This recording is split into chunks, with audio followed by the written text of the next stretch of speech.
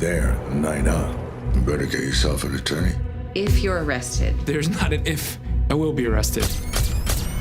They're gonna see that I was obsessed with her. I was basically stalking her.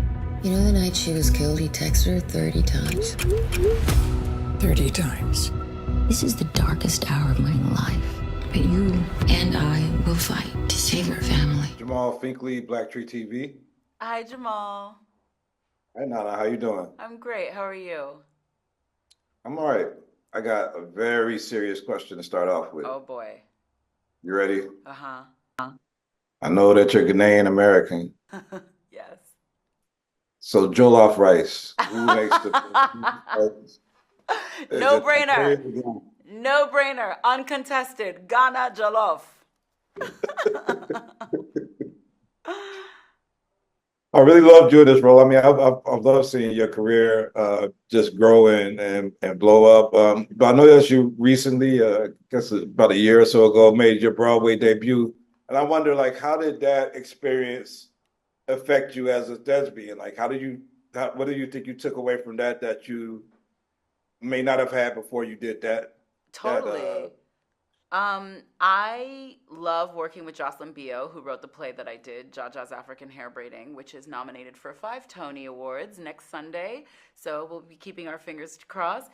I loved working on that show. It was like, you know, it was perfect in every way. And I think as an actor, it has reminded me and reinvigorated my love of the theater and has reminded me that I need to get back to that every once in a while. Like, that's my touchstone, you know? Film and TV is nice. Obviously, the pay differential is much nicer on the film and TV side, but theater is my touchstone.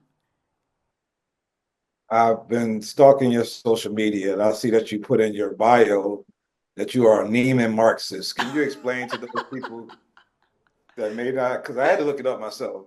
You know, it's obviously a contradiction in terms. It's a bit tongue in cheek, but the idea just being that, like, I want everyone to have, but I also like to shop. It's like, you know, like I despise capitalism, but I thoroughly participate in it. You know, that's basically the. There's so many great actors, and because of streaming and everything else, I think we get to enjoy and see them in long form. So, you know, so many more opportunities. But I feel like Jake Gyllenhaal is like a special actor in a way. And I wonder, like, how was the experience just working with him and seeing his process for you? Like, can you just talk a little about that? Yeah, it was so great. I mean, he came into rehearsals like day one. I think our first day of shooting was him and I. We were together the whole day. But prior to that, we had rehearsal days, which I appreciate because Jake is a theater animal, if nothing else. And a lot of us are, actually. So we love rehearsal, you know. And so rehearsing with him and kind of diving into our character's relationship and figuring out that history so that we could figure out how we end up where we end up was really special. And I'm really glad that time was like kind of booked in, because sometimes there's this rumor that theater people love rehearsal and that film and TV people despise rehearsal because it costs money. And I just appreciate that Apple TV Plus and the folks at Warner Brothers were like, no, we're going to let you guys explore before we turn the cameras on.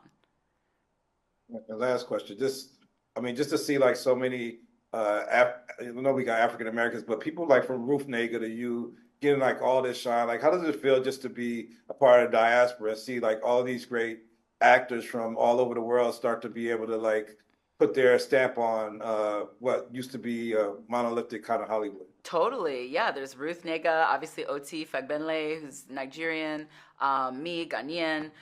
Yeah, so Africa was like thoroughly represented because I believe Ruth is she's half Ethiopian. So yeah, we got East Africa, we got West Africa, you know, we got it covered. But it's delightful. I mean, like, and not even as Africans, but even just as performers, like Ruth did an incredible Hamlet. It was the last thing I saw before everything shut down for the pandemic. And so it was March of 2020 when she was doing Hamlet at St. Anne's Warehouse here in Brooklyn. And I remember as the world was shutting down, I was like, wow, if that was the last piece of theater I ever see, because we will never be able to gather again, I'm good. She was incredible. So I just respect her so much as a talent. So to be able to be in this project with her, unfortunately we didn't have any scenes together, but being able to be in this project with her was just a delight. And same with OT. Well, love seeing you do whatever you do, and I'm be rooting for you for the rest of your career. So keep Oh, on being on thank screen, on stage, and I'll be somewhere out there rooting for you. Okay. Thank you so much. Thank you. Have a good day.